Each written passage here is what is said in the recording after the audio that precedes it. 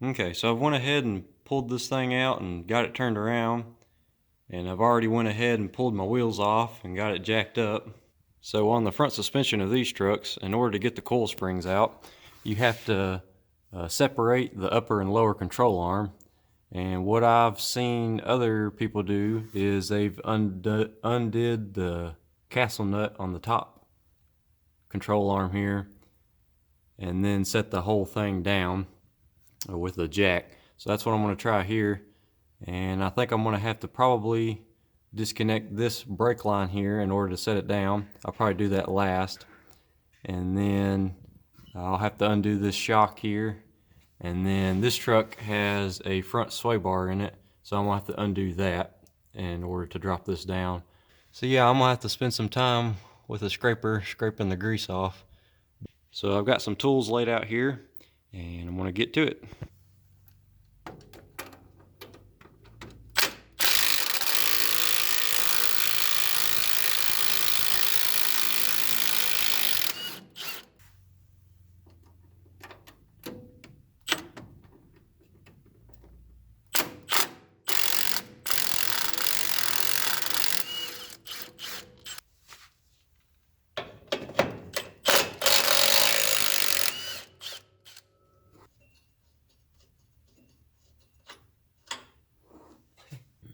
So I don't know if you can see that or not, but there is absolutely no bushing in that shock at all. Yeah, there is nothing in there at all. No bushing whatsoever.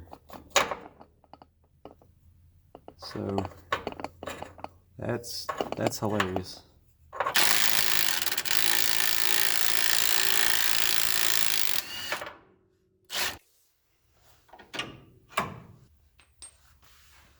So I don't know how well you can see it, but it looks like somebody's, went and welded on the frame here. It doesn't look too terrible, but it's some pretty rough welds. I knew this was here, but I didn't know exactly how bad it was. I think it'll be all right. I think it'll hold, but it's a pretty common problem for these trucks to crack out around this area. What the problem is this upper shock mount, there's a lot of leverage on it, and that tends to crack out the frames here. On the big four-wheel drive trucks or the K-series trucks, they have a piece here that ties into this upper shock mount to stiffen it up, and you can actually buy that separate piece and drill out some holes here and add it to your C-series truck. So I might do that in the future, but for right now I think it'll be all right. One of these days I will come back and probably redo this and make sure that it's in the correct spot and that it, when they welded it, it wasn't crooked or, messed up or anything. So I'll probably come back, later in life and fix it. But right now I do not have the time to mess with it, so it's just going to have to go back together and be good enough. So after a lot of scraping, I finally found the castle nut. So now I'm going to try to get this cotter pin out of here. There we go. And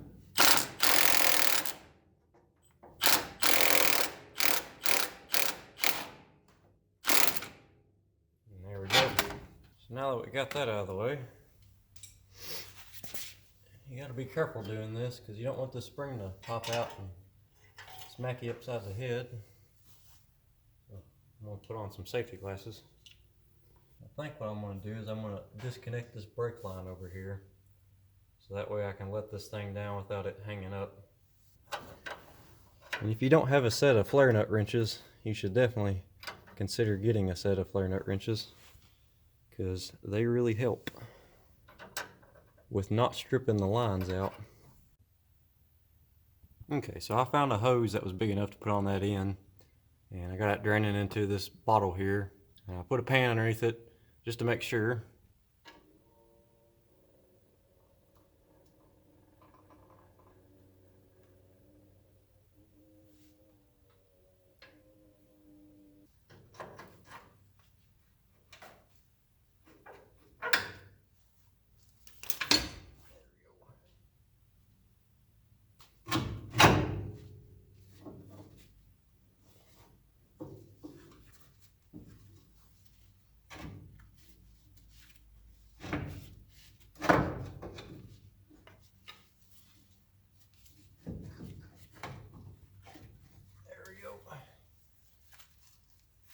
there's that one.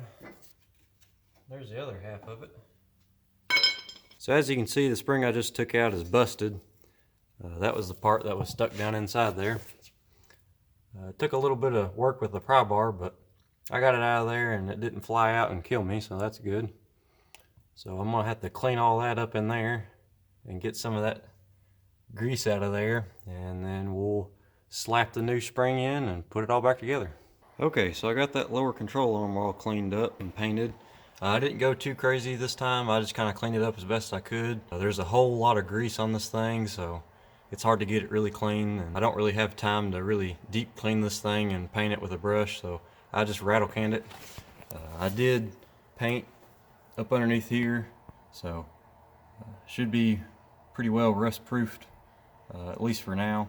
I didn't go too crazy on painting the bottom sides or nothing. There's enough grease on there to keep it from rusting.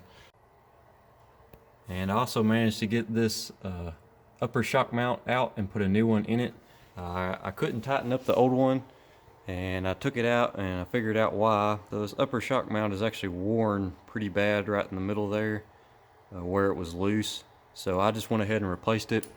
That was a pretty big job there. I actually had to go in from the top side here and get down in there. I ended up having to use a 3/8 ratchet, a long handle ratchet. This one just happens to be a Carlisle, but I just had to have a long handle 3/8 ratchet, and then a 1/2 inch 15/16 socket with an adapter to 3/8, and then a 1 inch little 3/8 adapter here to get down in between the headers. So it's kind of a pain in the butt, but I got it, and then I got the new one in, and it's a lot more stable, so that'll be good. So now that I got that in there, I'm gonna start putting this coil spring in now. I got all my hardware ready to go. I just cleaned up most of the nuts and the bolts, so they'll be fine. And let's see, I got my coil spring over here and my shock ready to go. So we'll do a comparison between the old and the new coil spring here. Okay, so as you can see, I think these are both the same diameter, but this one is shorter. Even compared to this one, which is broke, there's supposed to be another coil on it. So it's going to be definitely a lot shorter.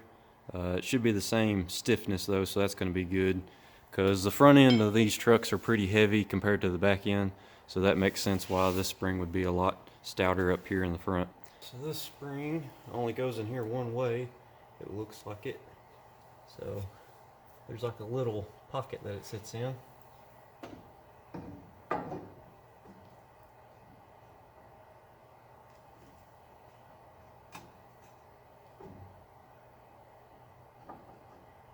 And as far as I know, there's really nothing that holds this spring in except for the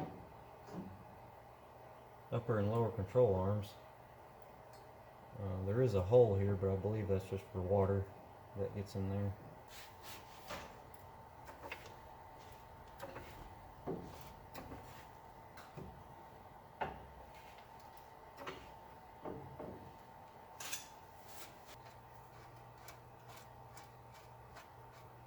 According to the manual, this upper nut here gets torqued to 70 foot-pounds. So I've got it set on 40 right now. I don't know if we're going to be able to get to 70 since these ball joints are pretty worn out. But we'll try and see what happens here. Okay,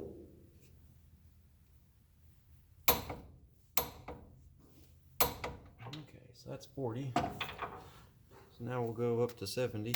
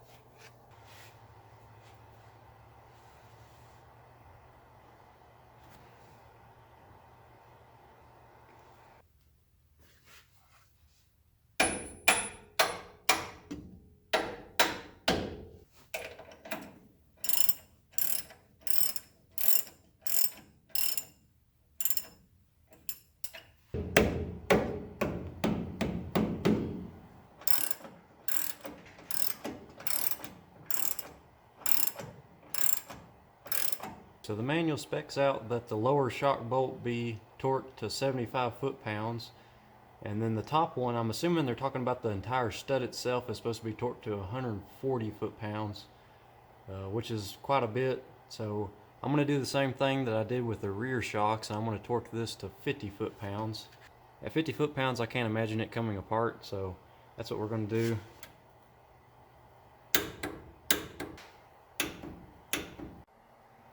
Okay, so now that we got the passenger side all done, I'm going to move over to the driver's side here, and it's pretty much the same thing.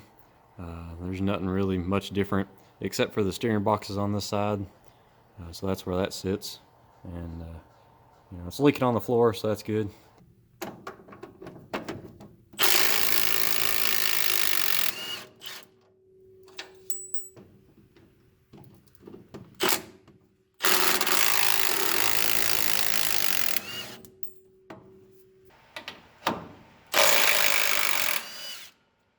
So for whatever reason, this side has a 7/16 bolt in it,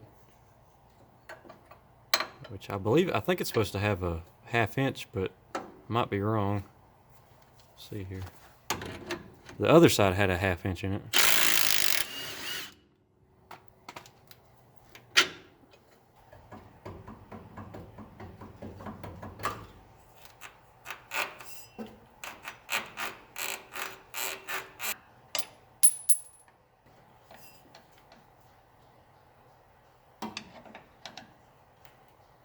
There we go.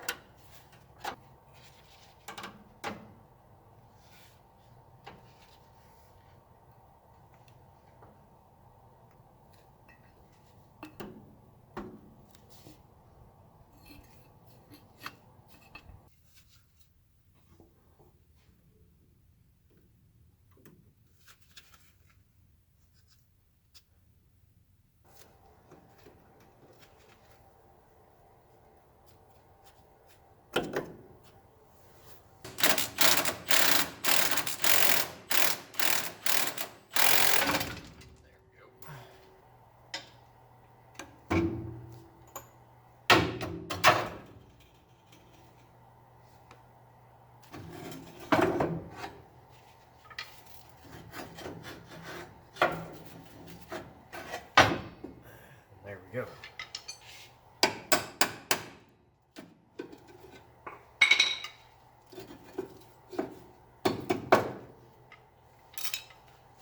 So now this side's all took apart now, and this spring was broken in half as well.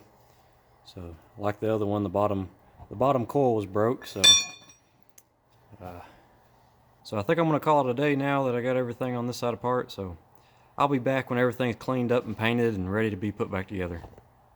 Okay, so off camera, I've went ahead and cleaned everything up, and then I painted it.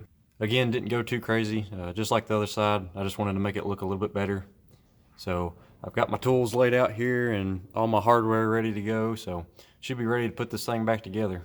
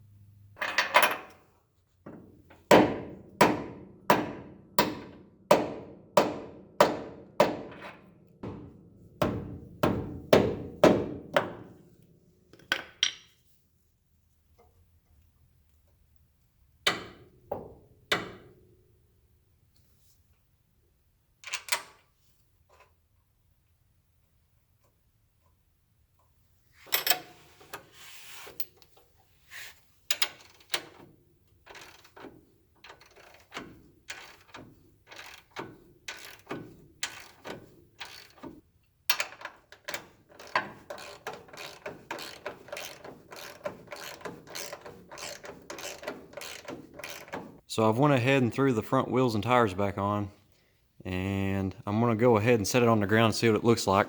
I still have to bleed the front brakes, and I also need to grease the front end up too, but I'm itching to see what it looks like on the ground.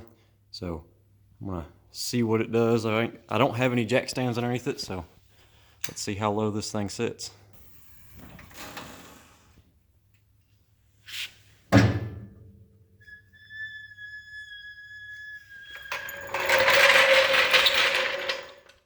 So overall, I'm pretty happy with it. I think it sits pretty good. I really can't tell if it has a rake right now or not. I'd have to get it outside so I can look at it from a distance, but it looks pretty good. It's set level before, so I'm okay with either it setting level or a little bit of a rake. So I still got to bleed the front brakes, like I said, and then I also have to grease the front end up. I'm probably going to wait until my dad gets home so I can have some help bleeding the front brakes. And then I'm going to rotate the tires. I'll probably do that off camera because that's just boring. And I got to do a couple other little things, and then it should be ready to go. Okay, so it is test drive time.